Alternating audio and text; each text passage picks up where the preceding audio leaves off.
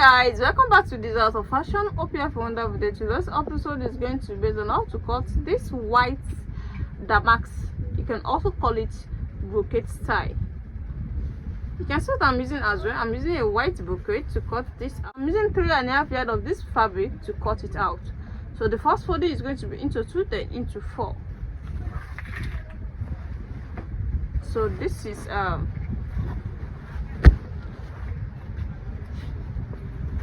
into 2. I'm going to fold it into 2 first, like this. This is into 2. So this is now into 4. You can see it now. This is into 4 places. For this tie, the folding is going to be into 2. You know, this is how the folding is going to be, and the wideness is going to be 5 inches, and it has 2 pleating at both sides. That means 10 inches is going to be at one side, and the other side also is going to be 10 inches. So you have to calculate your 10 inches plus your shoulder measurement and your sewing allowance. Don't forget, the first thing you have to know here is to know the biggest size of the measurement. What I meant is the hip. You know, the hip normally bigger than the bust. So the hip we're using here, we're using hip 42 inches. This is 42 inches here. 42 inches now plus the shoulder measurement. The shoulder measurement is going to be 8 inches. The normal shoulder measurement is 8 inches. So the first thing you have to take here is the shoulder measurement of 8 inches.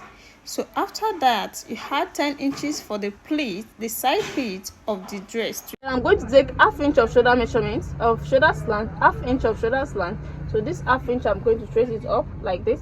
So it's from this ½ inch that I'm going to take my arm measurement of 8 inches, which is there. Arm measurement is there of 8 inches.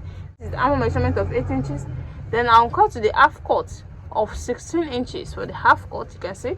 Then I'm going to take my hip point of 9 inches. So from this hip point now, I'm going to take my hip measurement. So this is where the calculation is going to be. The hip measurement now is going to be hip at the hip point here. Don't forget, these are hip points. So I'm taking 10 inches, 10.5 inches. That's for the hip measurement, 10.5 inches. This is my 10.5 inches plus the 10 inches for the folding. Don't forget, we took it at the shoulder also. 10 inches for the folding. Here is it. See our 10 inches for the folding here, and this is our allowance. You can see our 1 inch allowance. So this is where we are coming to. So I will now come to this area at the waistline here and take my waist measurement of 32 inches. This is 8 in 4 places. It's going to give us 32. Don't forget. Then with our 10 inches for the pleats, 10 inches for the pleats, and this is our 10 inches for the pleats. So we can now add our seam allowance to. So let's add seam allowance of 1.5 here. These are 1.5. Then we connect it to the hip. This is how the shape is going to be. You can see it now. So it comes to the bust measurement here. You take the bust of 40 inches. This is 10 in 4 places is 40. Another 10 inches for the pleats. You can see this is 10 inches for the pleats.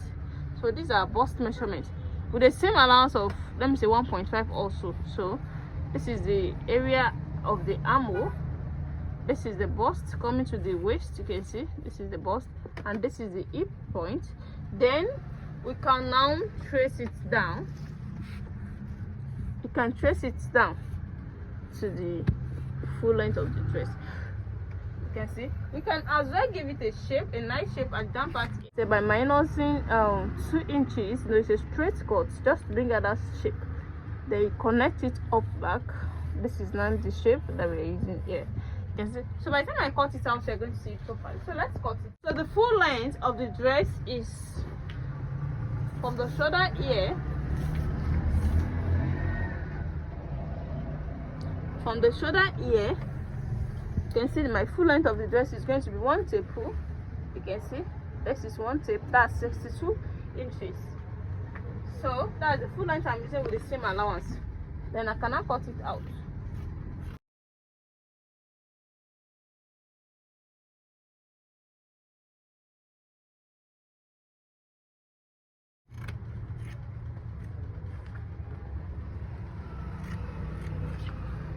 So let me just trim this area out.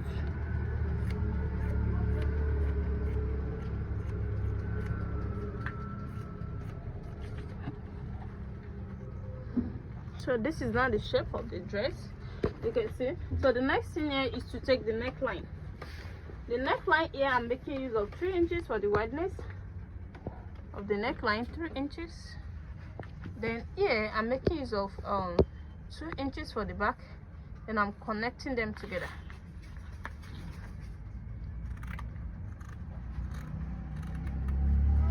So this is the back. So I will now remove this now and take out the neckline of the front. So the neckline for the front is going to be 1.5 inches deeper. Then I'm going to connect it to the neckline, the wideness of the neckline. So you can see now. Then I'm making use of slit. I'm not making use of that shape. My client does not want that shape. My client wants slit. So I'm making use of slit of 2.5 inches.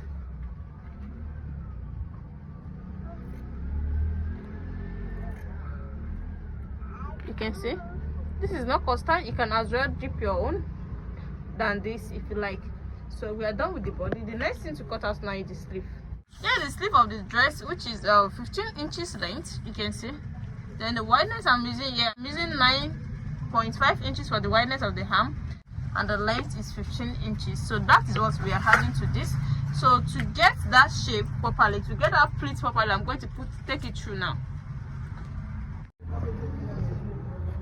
So I've done the folding out for the front and as well as the back. You can see it now. You can see, to give it a step this way, this is what you have to do. And the allowance is with, we left 10 inches for each side. So this is what I've done here. I fold in 2 inches to make it 4. Then I left 2 inches at the center. Then I also fold in 2 inches like this to give me 4. So 4 plus 4 is going to give me 8. Then the 2 inches I left at the middle is going to give me 10, and that is the 10 we left here. So if you didn't leave the 2 inches at the middle, it's not going to give you this step that you needed here. So you can see I only make use of my office pin to pin them down, so that by the time I'm sewing it out, it will be easy for me to sew. You can see what I've done here. So the same thing applicable to the other side too. I've done that as well, you can see, and you can see the back also. So I've done the pleat down. So the next thing that remain here is to go and stitch it on the machine. So welcome to the sewing section. This is what to do before joining your pleat. You have to turn the neckline. You can see what I've done here. I've turned my neckline. Then the next thing is to join the 2 shoulders. Just make sure they are equal while joining it. And this is what I want to show you now. Before you can do anything, you have to join the 2 shoulders together.